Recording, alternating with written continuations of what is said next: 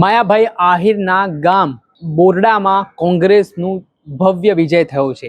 જ્યાં વાત કરીએ તો આ ગામ ચર્ચામાં રહ્યો તો બગદાણા પ્રકરણને લઈને માયાભાઈ આહિરના પુત્ર જયરાજ આહિર પર આક્ષેપ લાગ્યા હતા। નવનીત બાલદિયા નામના કોળી યુવકે આક્ષેપો કર્યા હતા અને આને લઈને ભાવનગર જિલ્લાનું રાજકારણ પણ જબરજસ્ત ગરમાયું હતું।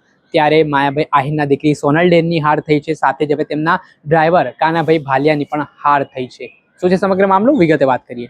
વૈષ્ણવજન તો તેને કહીએ જે પીડ પરાઈ જાનાને રે।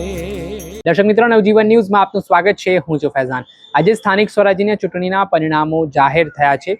આ પરિણામો એ સૌ કોઈને ચોંકાવ્યા છે। ભારતીય જનતા પાર્ટીએ પોતાની મજબૂતી છે તે જાળવી રાખી છે।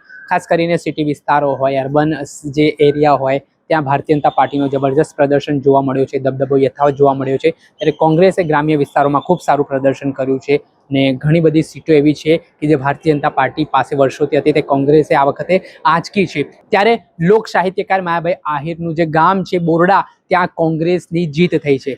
હાજી વાત કરીએ તો ભાવનગર જિલ્લાના તળાજા તાલુકામાં જે કોંગ્રેસના ઉમેદવાર હતા તેમણે જીત હાંસલ કરી છે। ભારતીય જનતા પાર્ટીમાંથી લોક સાહિત્યકાર માયાભાઈ આહિરના જે ડ્રાઈવર છે કાનાભાઈ ભાલિયા, તેમણે ઉમેદવારી કરી હતી। કોંગ્રેસ ઉમેદવાર અને ભારતીય જનતા પાર્ટીના ઉમેદવાર એક જ જાતિના હોવાથી જાતિગત સમીકરણો પણ કામ કરી રહ્યા હતા। ભાવનગરમાં જોઈએ તો ભારતીય જનતા પાર્ટીનો મજબૂત ગઢ મનાય છે, દબદબો છે ને આ વચ્ચે આ બોરડા બેઠક જે ગામ આમ કહેવાય કે માયાભાઈ આહિરનું આ ગામ છે ને આ ગામમાં કોંગ્રેસે બાજી પલટી છે, જીત હાંસલ કરી છે, જેના કારણે આ ઘટના પણ ખૂબ ચર્ચાનું કેન્દ્ર બની છે અને માયાભાઈ આહિરના જે ડ્રાઈવર છે તેમને હારનો સામનો કરવો પડે। અને આવી જ રીતે અમરેલીના ચવાડ બેઠક પરથી માયાભાઈ આહિરના દીકરી સોનલ ડેર ચૂંટણી લડી રહ્યા હતા, તેમને પણ હારનો સામનો કરવો પડ્યો। એટલે આ પ્રકારની પરિસ્થિતિ છે તે આજે નિર્માણ પામી હતી ને મોટા ભાગે તમામ જિલ્લા પંચાયત, તાલુકા પંચાયત, નગરપાલિકા અને મહાનગરપાલિકાના ચૂંટણીના પરિણામો જાહેર થઈ ચૂક્યા છે, જેમાં ભારતીય જનતા પાર્ટીએ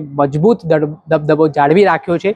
કોંગ્રેસ અને આમ આદમી પાર્ટીએ પણ કેટલાક વિસ્તારોમાં સારું એવું પ્રદર્શન કર્યું છે। દર્શક મિત્રો, આવા જ વિડીયો જોવા માટે નવજીવન ન્યૂઝ જોતા રહો।